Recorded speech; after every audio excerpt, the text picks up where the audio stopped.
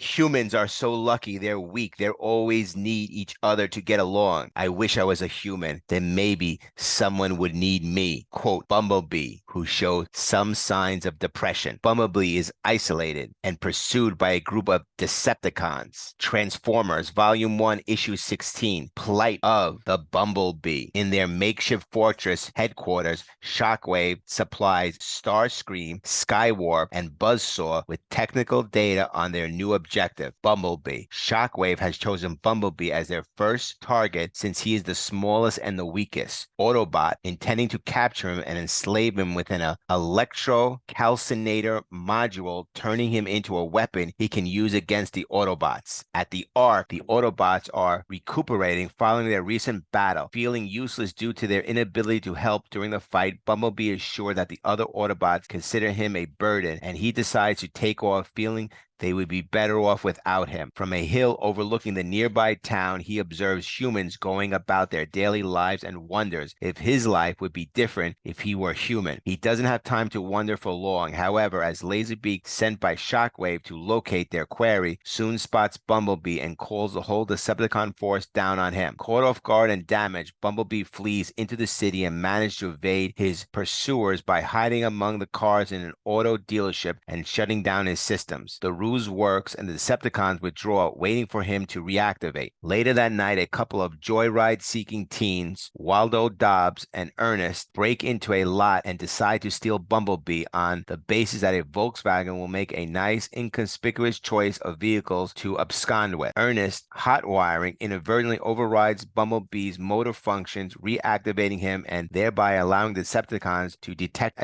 him again, and the little Autobot is forced to go along with the theft, it only to keep on the run. When the teens are challenged to a street race by a hot rod driver, however, Bumblebee actually starts enjoying himself, relishing the opportunity to feel useful, but he isn't quite up to the task of winning the race as his damage causes his engine to sputter out. Waldo performs some quick repairs, restoring Bumblebee to full power, whereupon the Decepticons attack. The ensuing chase leads out of the city, with police cars following the speeding Bumblebee on the ground and military jets scrambling in response to the Decepticons. The Autobots, meanwhile, have a split up to search for the missing Bumblebee after witnessing a news report that the Decepticons attacked earlier the day. When Optimus Prime picks up the military's radio chatter about the chase, he is able to direct the rest of the Autobots to Bumblebee's location. Jetfire is first on the scene, arriving just as Bumblebee transforms to robot mode to make a last stand defending himself and his new human friends. Unfortunately, Jetfire is quickly shot down by the Decepticons, but he does provide enough of a distraction for Bumblebee to save the humans from a collapsing overpass that was damaged in Jetfire's crash. Surrounded by Decepticons, it looks like Bumblebee is out of luck until Optimus Prime and the other Autobots arrive, along with a surfeit of police cars and military jets. Outnumbered, Shockwave calls a retreat, and Bumblebee quickly returns to vehicle mode, leaving Ernest and Waldo at a loss for words to even begin explaining to the authorities what has happened. Realizing the Autobots came for him because they truly do care about him, Bumblebee happily comes to accept that his true place is with them rather than with the humans. Notes: this issue was produced as what's known in comics as a fill-in story to insert between issues of the regular writers going on ongoing story in order to buy them some time or give them a break. As such, it is the first issue not written by Bob Budiansky since he took up scripting duties on the series with issue 5. The brief for the story was, and eventually Bumblebee has a solo venture as a comic book writer. Peter David recalls penning a draft of his own for this issue with the same basic theme entitled The Love Bug, which was to be drawn by William Johnson and inked by Kyle Baker. This version of the story never saw light of day, however, due to William Johnson taking so long to draw it that it ended up being out of date with the toy releases, so Marvel commissioned this story to take its place instead. The David story is likely lost to the mist of time, but Johnson and Baker artwork was reportedly lost soon after.